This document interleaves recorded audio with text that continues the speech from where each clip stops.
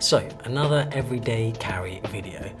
I do want to make it clear before we get into this, I don't actually carry every single thing with me every single day.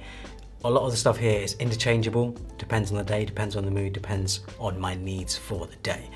But I still wanted to cover as much as possible and show you some of the useful products that I use every day. So first up is bags. So I like to change my bags, whatever bag I'm using, depending on what I need for the day. So I have two backpacks and I also have a sling bag that I like to interchange between. First up is the Grams 28 backpack, which is probably my most used backpack.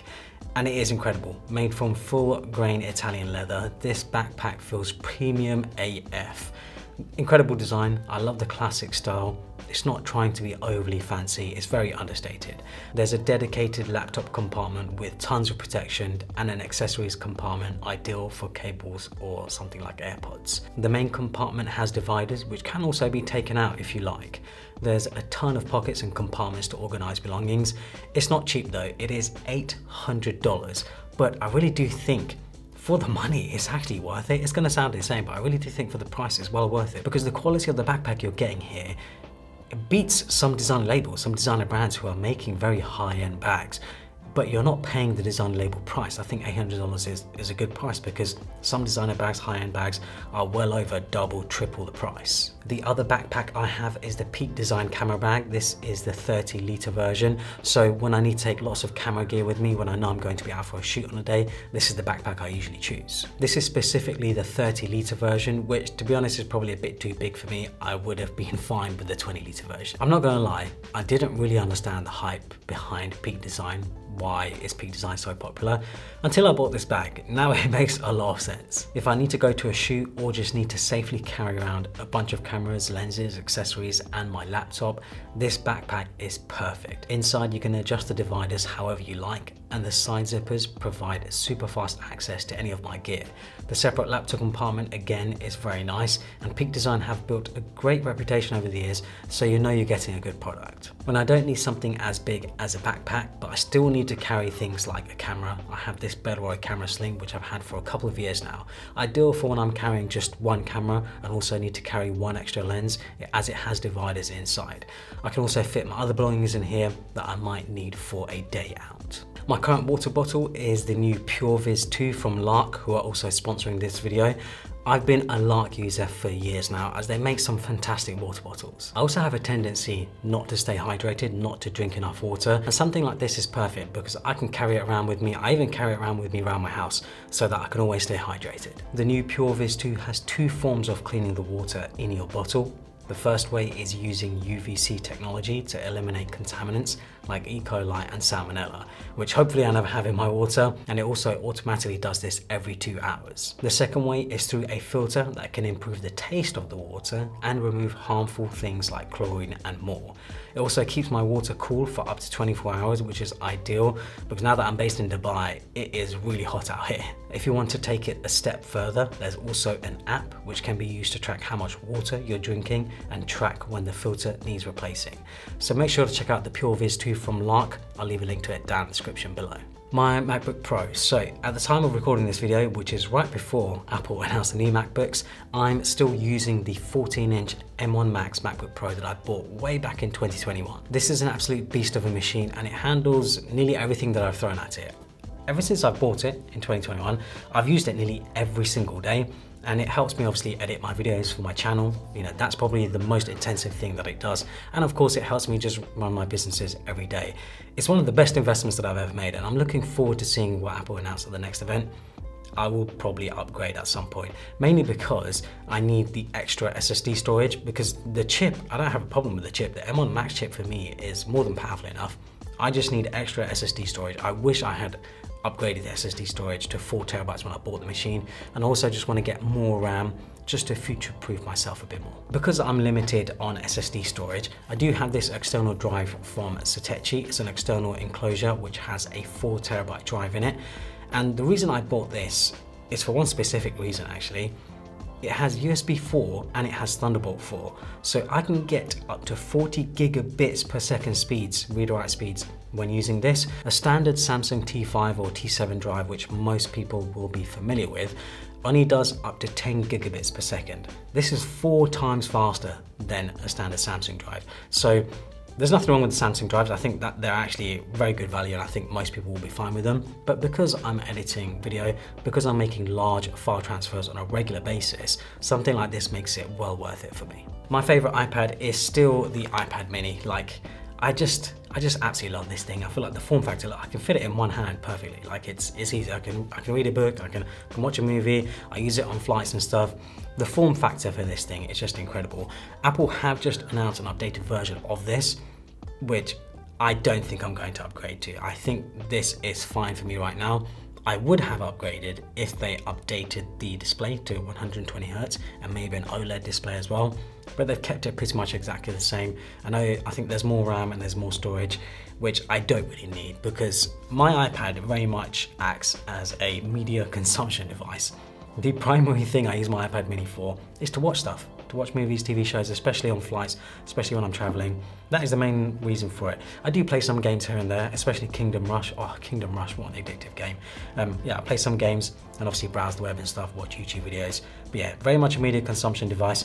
I just prefer this over the iPad Pro when I'm traveling for everyday carry sort of stuff. I actually have an iPad Pro right here. Look, right here. It actually has my notes for my video on it. I still have my iPad Pro. I use my iPad Pro sort of around the home and stuff.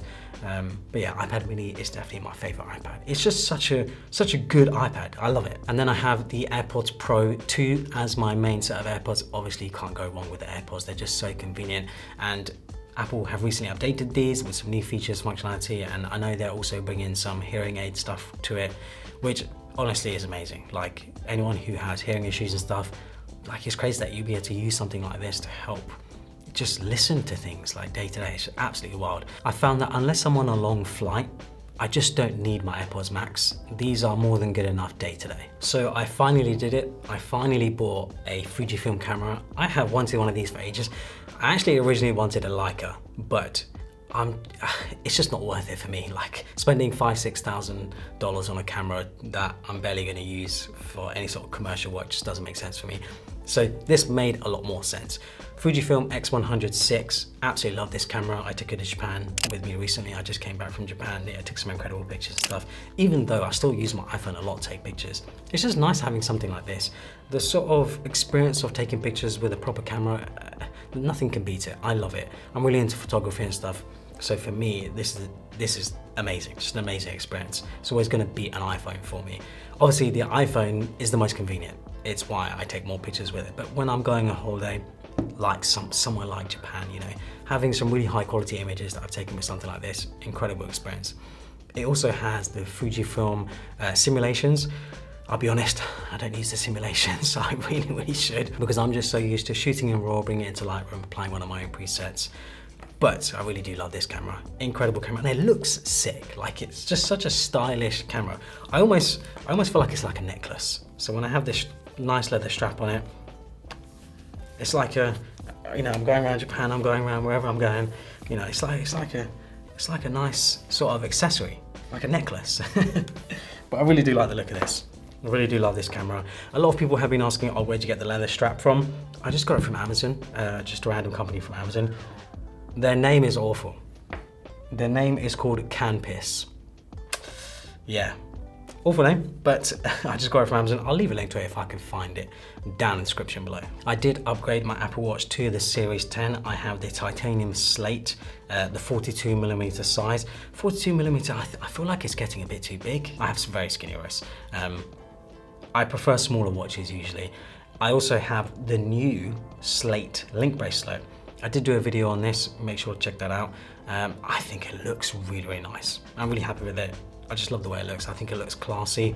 And I wear my link bracelet all the time. This is like my daily watch. This is the watch I wear every single day. And the link bracelet as well just holds up against everything. I wear it at the gym, no problem. I think a lot of people think that it won't really be ideal for the gym. I've had no issues at all, like no issues at all. I think it's a fantastic combination. It just adds some nice class to the Apple Watch. I am still wearing my Whoop band every day. I primarily wear this because I feel like it's just a better health tracker than the Apple Watch is, and I find it more comfortable to sleep with. But the two main things that I love about it are tracking recovery and tracking strain, which the Apple Watch doesn't do. If the Apple Watch brought it, I might actually give this up. But yeah, wearing the Whoop. I wish though it was thinner. Can you guys see, like, it is quite thick? Like, I do wish it was thinner. I have done a review of this comparing it to the Apple Watch as well. That's also on my channel, make sure to check that out. So next up has been a very popular request across all of my socials when I've shared pictures of them. And that is my watch collection. These are 3 of the watches that I currently have right now. I do have another one, which I'll show in a sec. But yeah, these watches are very recent acquirements, things that I've bought in the last year. I'll start with my first purchase, but not actually the one I wanted first, which is the Datejust, 36mm Datejust. And then I got the Explorer. The Explorer is actually the one that I wanted first, but I had to wait a little longer. My AD got me the Datejust earlier than the Explorer, so I went with it because I wanted 2 watches that could basically go with nearly any look or outfit that I have. I bought these 2 earlier this year, late last year. And then I got the Patek very, very recently actually, when I just came back to Dubai. Absolutely crazy watch, the Aquanaut. Just an absolutely beautiful, stunning watch. More of a sort of casual watch. It's very, very understated. I feel like it's one of those watches where if you know Patek, you know Patek, but most people I think recognize Rolex over something like a Patek. And then I did make a very, very recent purchase, only a couple of weeks ago, a purchase in Japan. Let me grab that very quickly. So when I was in Japan a few weeks ago, they have an incredible used watch market where you can just find any type of used premium watch that you like from nearly any year, any design. It's absolutely wild. Some of the stuff I came across just blew my mind. I went to Japan without any intention to buy a watch. I didn't even think about buying a watch. It was only when I came across this absolutely stunning watch where I was just like, okay, I need to have this, because I found it at quite a good price. I got an all gold day date, which is just wild because for me, this epitomizes what Rolex is. When I think about Rolex, I think about this watch and I think about the Explorer. I feel like these are quite iconic designs when it comes to Rolex watches. This specific one I have is from 1997, so it's nearly 30 years old, yet it looks pretty much brand new. Mainly because it was serviced at the end of last year, that's why it looks so new. Obviously, it's been polished up, I think maybe the glass is being replaced or whatever. And it was originally purchased in Munich, in Germany. Somehow it made its way to Japan, and now it's with me in Dubai. So yeah, it's not good though, because watches become addictive. When you start getting into watches, start appreciating them, yeah, they end up becoming quite an expensive hobby. But the one good thing about the watches that I've bought is that they don't lose value, they don't lose money. So I think for me, it's an excuse to say it's a good investment, basically. And then next up, I have sunglasses. So I have 2 here from Bailey Nelson, and then I have 2 here from Mela. I basically try to get sunglasses that can match different looks and outfits that I've got. So, you know, black with orange lenses, black with black lenses, a gold frame with a sort of greeny lens, and then a clear frame with a blacky greeny lens as well. Yeah, I try to get watches that, I try to get sunglasses that match different looks, that match different outfits. So whatever I'm wearing for the day, I'll try and get the sunglasses to match. So like, for example, with this, I feel like it's like a greeny browny top, I would probably wear maybe this pair, this gold and greeny sort of pair, or I'd maybe wear this clear pair. This sort of, well, not clear pair, but you know, clear frame with the black lenses. I don't usually like to buy super expensive designer sunglasses. There's nothing wrong with them. I think they look incredible, but the issue is, for me specifically, this is just an issue with me, is that my sunglasses, I chuck them around. Like, I chuck them in the car, I chuck them in my bag. I'm not really taking care of them that well. So knowing that, you know, I've only spent $50 on a pair of sunglasses rather than $300 makes me feel better knowing that, you know, if I break them, if I lose them, it's not a big deal. Next up, we have my Goyard card holder. So I did used to use the bifold wallet, but I've now downsized to the card holder.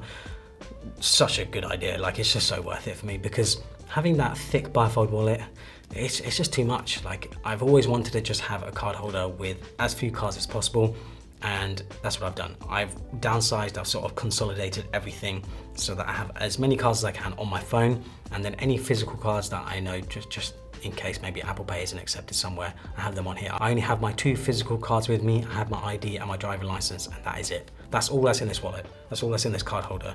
And yeah, it's really nice. I really like the design of this Goyard one. Just brown and black.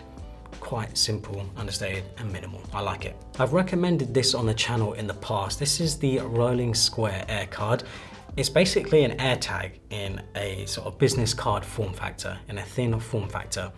This is perfect for anyone who maybe just can't fit an AirTag somewhere, wherever it might be, like a bag, wallet, or whatever it might be, in a backpack, whatever. I mean, you can probably fit an AirTag in a backpack, but say you just wanted the credit card form factor, the business card form factor. This is ideal. I think these are really, really nice, and it is solid. Like, this is very, very premium feeling. And I think well worth it if you're protecting your belongings. I did upgrade to the iPhone 16 Pro. I have the natural titanium here, the natural titanium colorway, the standard Pro. I just prefer the Pro size over the Pro Max size. I just think it makes more sense for me. And the case I currently have on it is the Nomad leather case. This is the brown leather case. Nomad cases, I just think right now are some of the best. This is real leather, and I did have the same one on my 15 Pro. It held up incredibly well, patinaed really, really nicely, and I expect this one to do the same.